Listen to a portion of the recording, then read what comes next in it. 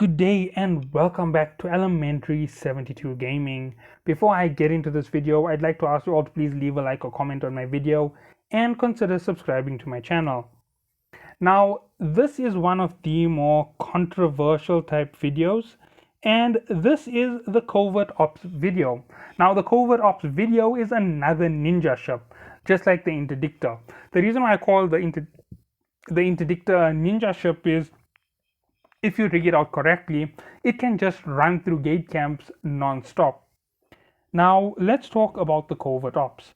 The Covert Ops is also another very sneaky ship, and a whole lot of them were open to us in T7 in the cruiser class, and a lot of them were open to us in T6 in the lower class. So let's have a quick look at this vessel in particular. So it has disruptor, warp drive signature, radius penalties, signature strength.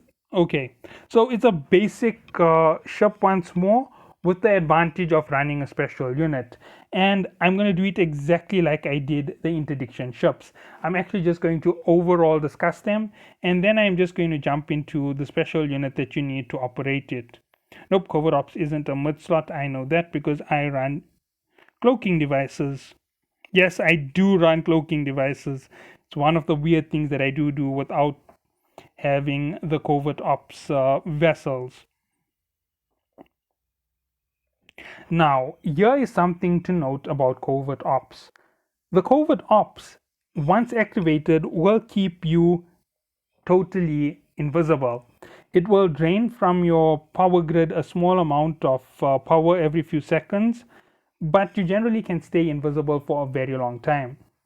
Now, as you can see, this is one of the Covert Ops units, and here is something to note about it. Covert Ops units can sit in their invisible mode and warp. So they can warp while invisible, which is their unique utility. Unlike other cloaking devices which deactivate when you warp, this is one of the big pullbacks to the Covert Ops units. Now, a weakness to the Covert Ops unit is if it is within a certain range of cargo containers, it decloaks. So that is something that players have taken to their advantage. You jettison a cargo container and the ship will decloak. Now there is a reactivation time delay, and the reactivation delay is 30 seconds. Now while that delay is on, even though they have decloaked because of a cargo crate that you have dropped, they can be hit. Now that is one of the weaknesses within the utility, but that is the only weakness to the Covert Ops that I can tell you of 100%. And once it is locked and targeted, it can no longer go invisible. So anytime that you lock up on the ship, it can't go invisible. It has to have no targets on it, or it has to warp away and then go invisible. So that is something very important to note about Covert Ops. And regular cloaking devices need your ship to remain totally inactive. All engine and weapon modules are deactivated while you have a targeting delay or a systems delay of 30 seconds. So you are vulnerable for 30 seconds after coming out of cloak, when players can just hound on you non-stop at that very moment. Okay, let's move on to the next section within the whole situation. Now, if you want to talk about Covert Ops, the next thing to note is they aren't really that powerful in terms of actual combat. They can take on Venture 3s and Venture 2s quite easily, but against a ship like, let's see something that's going to give them a bit of a tough time. Against a ship like Retriever, who's very tanky, it is a big risk because they will decloak and they will start firing. If you are running a Retriever with enough firepower and a long-range disruptor, the moment you disrupt that pilot, he now is taking a massive risk. They just have to target and disrupt. Now once they are targeted and disrupted, the drones are going to do a certain amount of damage to it, and you now can call for reinforcements. This is also a weakness within the gameplay. It isn't really so powerful that it can just overwhelm any ship, but you can use it for other purposes. Say for example, you are in enemy territory and they're running an Inquisitor, a Dead Space, a big operation where you have money involved in the drop, so basically a dead space. They can sneak in and they can pick up your debris from your elite racks.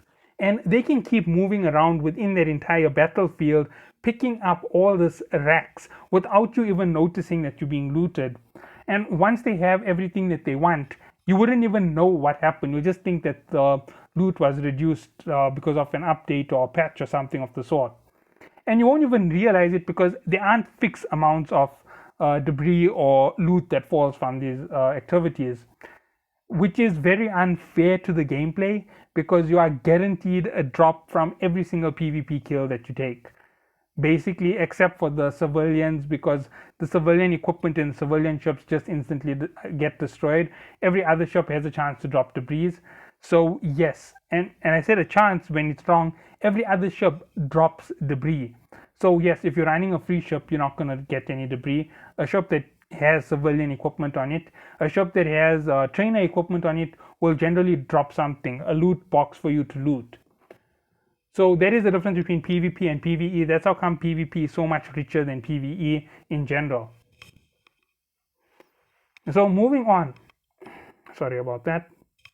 When you play with Covert Ops units and you run the invisible strategy for ratting and so forth, you can do this to steal items. And you can also use this invisible method to cross interdiction spheres. Now, when you jump in and you're in an interdiction sphere, within a set few seconds, you need to have that invisibility cloak activated. So the moment you decloak, you need to recloak instantly. It's so fast that not even a probe or any of the fast locking ships can lock onto you. So that is one of the methods for keeping yourself away from being locked. And you simply glide through the bubble.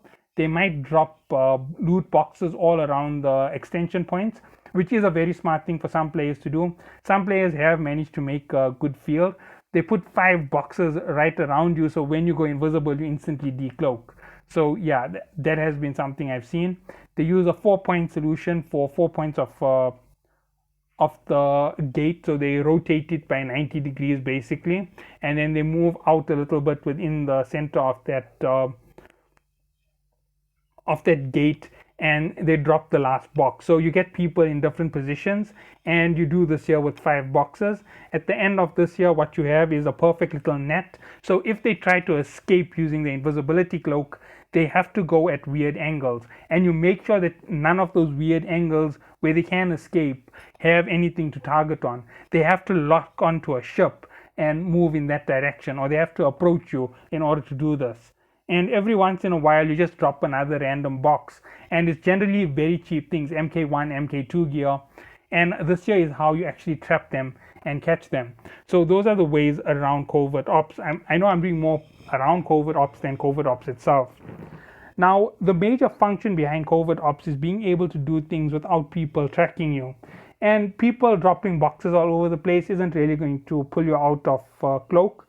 They have to be really close. If I'm correct, it's 7Ks. So normally those boxes are dropped within 5Ks of the gate, of the warp-in point, which is 15 kilometers from the gate. So 20 kilometers, 20 kilometers, 20 kilometers. That's basically where each of those boxes are from the central point of the gate. If you had to look at it, it's 20 kilometers in 5 different directions. They're making a little sphere so that you can't go invisible.